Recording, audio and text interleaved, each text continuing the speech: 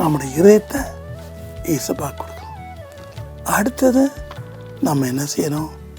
நம்முடைய விளைவின் பொருளை வஞ்சகம் பாராமல் அவருக்கு எடுத்து வச்சுட்டு தான் மற்ற காரியம் பண்ணணும்.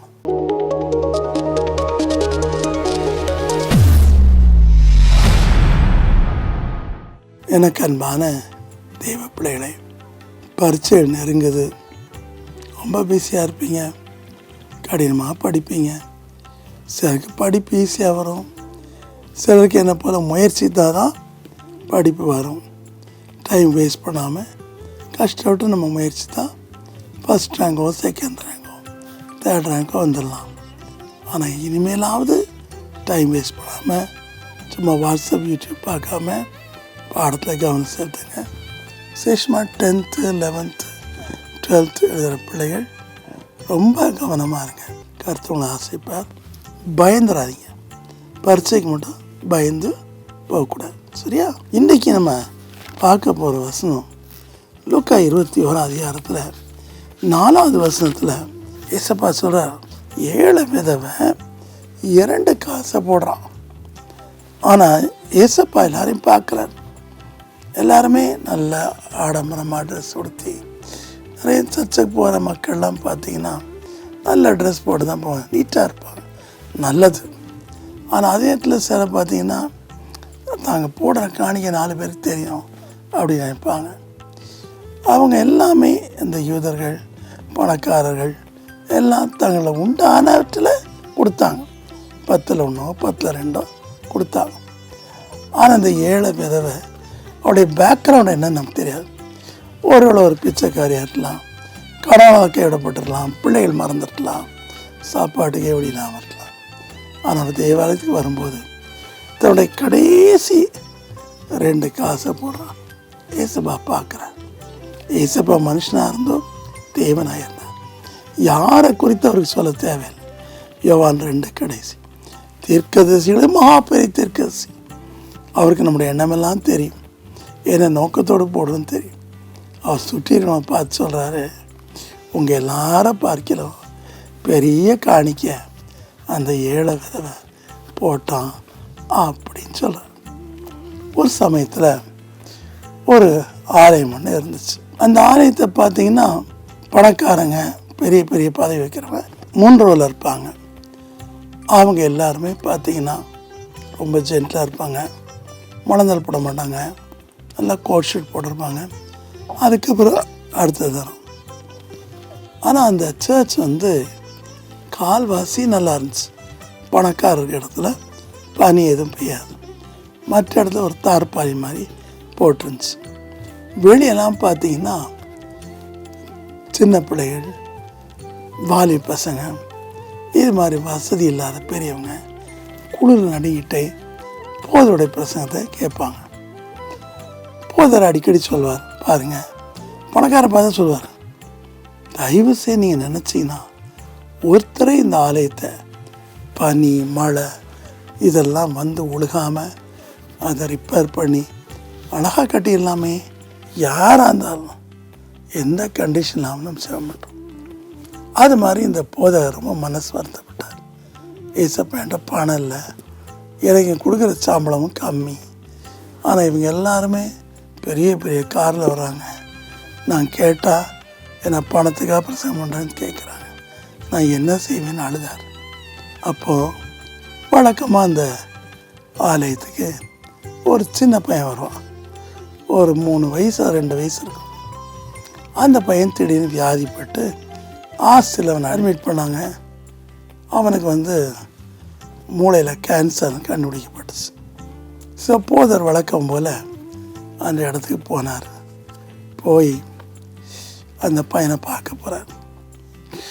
அந்த பையனுக்கு பலரும் சிகிச்சை அளித்தாங்க, ஆனால் நடக்க முடியாது, நடந்தாட மாதிரி விழுந்துருவான். சின்ன பையனுடைய மூச்சு போதும். அப்போ அந்த பையன் போதனை கையை பிடிச்சி, நான் மோட்சத்துக்கு போகிறேன், உங்கள் ஆலயம் கட்டுறதுக்கு என்கிட்ட ஒரு சின்ன ப்ரெசன்ட் இருக்குண்ணா. என்ன தம்பி அப்படின்னா, எனக்கு இந்த ஹாஸ்டலில் சில்வரில் நான் நடக்க ஒரு கோல் கொடுத்துருக்காங்க, அதை காணிக்க எடுத்துடுங்க அப்படின்னு சொல்லிட்டு இறந்து போயிட்டான். போதற்கு ஆச்சரியம் தாங்க முடியல. ஏழை பையன், ஆலயத்துக்கு வெளியே ஓரத்தில் நிற்கிற பையன், ஒரு விதவத்தாயோட பையன். போதற்கு ஆச்சரியம் தாங்க முடியல. அந்த அவன் கொடுத்த சின்ன அந்த சில்வர் கோலை எடுத்து பத்திரமா வச்சு ஏசப்பாட கேட்டார். ஏசப்பா சொன்னார், இதை ஏலம் போடு, சொல்லி ஏலம் போடு, உன்னுடைய பில்டிங் இதை விட 10 மடங்கு பெருசாக சொன்னார். அடுத்த சண்டே வந்தது. போதகர் இந்த சின்ன பையனுடைய கதையை சொன்னார். எல்லாரும் பிடிச்சி பார்த்தாங்க. அவன் மோட்சத்துக்கு போகிறதுக்கு முன்னாடி கொடுத்த எளிய காணிக்க தான் தடுமாறி விழாதபடி கொடுக்கப்பட்ட அந்த சில்வர் கோல், இதை ஏலம் போடுறார். அந்த பணக்காருடைய பெருமையும் கடினமான இதயமும் உடஞ்சிச்சு. எல்லாரும் ஆட ஆரம்பிச்சாங்க. எவ்வளவு கேவலமான காரியத்தை நம்ம செய்தோம், போதர் இப்படியெல்லாம் பேசணும், நம்ம ரொம்ப மோசமானவங்க சொல்லி நீங்கள் நம்பவே மாட்டீங்க. அந்த சில்வர் கோல் $10 மில்லியன் ஏலம் போச்சு. பெரிய சர்ச்சா கட்டினார். பிரியமானே, பெரிய காணிக்க முதல் நம்முடைய இதயத்தை ஏசப்பா கொடுக்கணும். அடுத்தது நம்ம என்ன செய்யணும், நம்முடைய விளைவின் பொருளை வஞ்சகம் பாராம அவருக்கு எடுத்து வச்சுட்டு தான் மற்ற காரியம் பண்ணணும். சரியா? இன்றைக்கி அப்படி செய்வீங்களா? கர்த்தனை ஆசைப்பார். அப்போது கர்த்தருடைய ஊழியங்கள் எதுவுமே குறைவில்லாமல் இருக்காது. நீ கொடுக்குற காணிக்கை ஃபுல்லாக சுவிசேஷம் பயன்படுத்தும், ஆண்டோடைய ஊழியத்துக்கு பயன்படுத்தும். ஸோ இன்றைக்கு வாழ்நெல்லாம் ஆண்டை ஏமாத்துறீங்கன்னா இந்த விதவையின் தாயின் கதை நினைத்து பாருங்கள். சின்ன பையன் நினச்சி பாருங்கள். ஜெபணுமா? அன்பின் கர்த்தாவே, நீர் எங்களுக்கு எல்லாவற்றையும் சம்பூர்ணமாய் கொடுத்திருக்கிறீர். அப்பா, உம்மை நேசிக்கிற அநேகருக்கு நீர் வாழ்க்கையில் உயர்வை கொடுத்திருக்கிறீர், நல்ல சம்பாத்தியத்தை கொடுத்திருக்கிறீர். அனுதினம் அவர்கள் மிகவும் செழிப்பாய் வளரும்படி செய்திருக்கிறீர். ஆனாலும் கர்த்தாவே, சிலருக்கு கர்த்தருடைய ஊழியத்தை சேர எளிமையான போதல் மீது பொறாமை வருகிறது. அல்லது சிலர் காடு மேடாய் கண்ணீர் வடித்து கண்ணீரின் இரத்தத்திலும் எழுப்புற பில்டிங்கை பார்த்து பொறாமைப்படுகிறார்கள். கர்த்தாவினர் அறிவீர், எல்லாவற்றையும் அறிவீர். அப்பா, நான் மற்றதை குறை சொல்வதாக நான் உமக்கு என்ன கொடுத்தேன், என்ன விசேஷமான பொருளை கொடுத்தேன் என நம்மை நாமே பரிசோதிக்க செய்யும். முதலாவது நம் இதயத்தையும் நம் குடும்பத்தில் அனைவருடைய ரட்சிப்பின் இதயத்தையும் உமக்கு கொடுக்க செய்யும். நம் நேரத்தை உமக்கு கொடுக்க செய்யும். இந்த விதவை தாயை போல, சிறுவனை போல ஒரு பெரிய காணிக்கையை கொடுக்க அனுக்கிறான் செய்யும். அப்படி கொடுக்குற மக்களை ஆசீர்வதி. வரப்போகிற மாதம் இந்த ஊழியத்திற்காக இப்படி கொடுக்குற ஒவ்வொரு மக்களையும் ஆசீர்வதி.